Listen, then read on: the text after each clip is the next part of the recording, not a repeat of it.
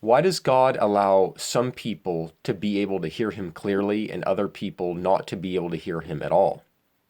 The reason isn't just because God is rude and he favors some and he hates others.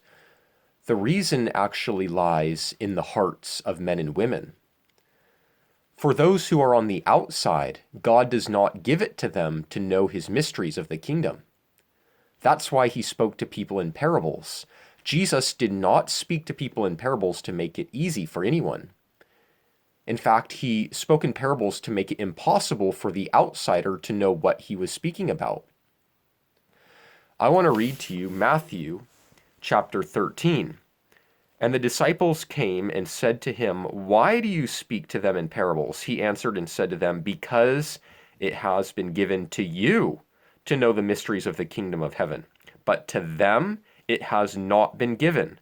For whoever has, to him more will be given, and he will have abundance. But whoever does not have, even what he has will be taken away from him." So what do you and I have? What we have is life, the life that has been given to us by God. But if someone rejects God, if they say that they are their own God, they'll go around saying they have life. They'll go around saying that they have it made, that they have everything that they need, but they don't need God. God, get away from me. They spit in God's face. Well, even what they think they have, their false hope, their money, their possessions, their mammon, even what they think they have is going to be stripped away from them. People have knowledge. They have the internet. They have books. They have their cell phones. They have everything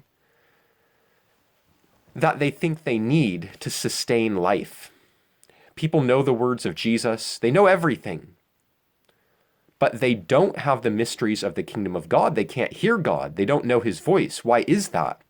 That is because in the hearts of men and women is evil. It's darkness. It's not the light of the truth. They don't care to know God. There are some who say they want to know God's voice. They say, "Why do I hear nothing when I pray?" Well, many of them love sin more than the light of the truth, and they just want to have God's voice in their mind so that then they can be like a child of God.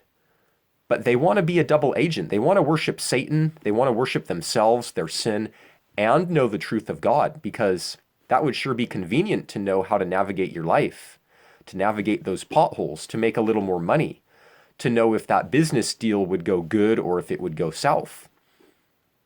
So it would be convenient to know God like that. But God is not the God of convenience. He's not an easy, cheap, convenient God. That is why Jesus spoke to people in parables, so that those who really seek after him will get to know his voice for real. But those who don't care will just be bewildered.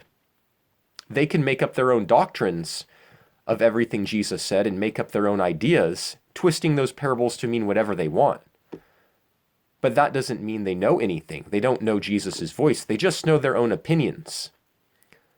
But for those of us that want to know our Master's voice, we have to diligently seek his voice, not other people's opinions, not what the pastors are saying, not what the theologians have recorded in their books about the words of Jesus, but we have to do the hard work of getting into a relationship with Jesus Christ, praying to him, saying, "Lord, fill me with your Spirit, teach me."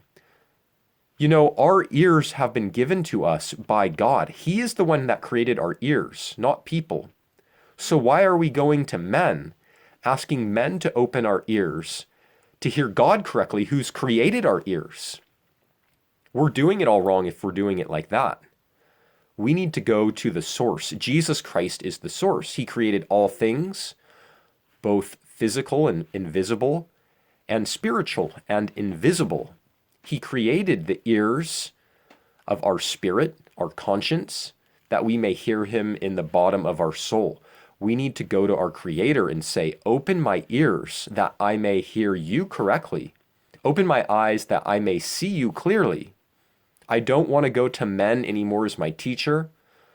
Let every man be a liar, but let you, Lord, be the truth. And if we seek after Jesus Christ because he is alive and he loves us, he will open our ears and we will have the mysteries of the kingdom of God. But if we try to go through a middleman, through a pastor, through a prophet, and if we really just want religion, if we just want God as a genie to be able to give us the desires of our flesh, then we will never have the mysteries of the kingdom of God. That is why Jesus spoke to people in parables, so that seeing they would not see, because they don't care. Though hearing they would not hear or understand, because they just care about the things of the world. It all comes down to our heart condition. What is inside of our soul? Do we desire the truth with everything we have? Will we die for the truth? Or will we die making ourselves our own God because we're selfish? We want to preserve our own life, our own family, our own American dream. What are we living for?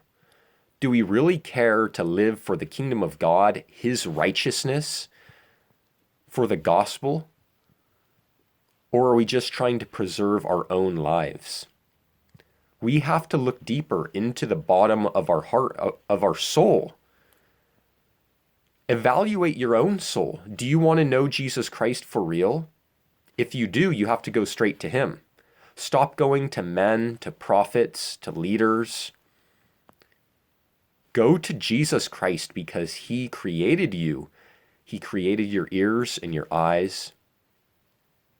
And if you want your ears and eyes open, you have to go to the one that opened the ears of the deaf and opened the eyes of the blind. That's Jesus Christ. May the grace of Jesus be with you.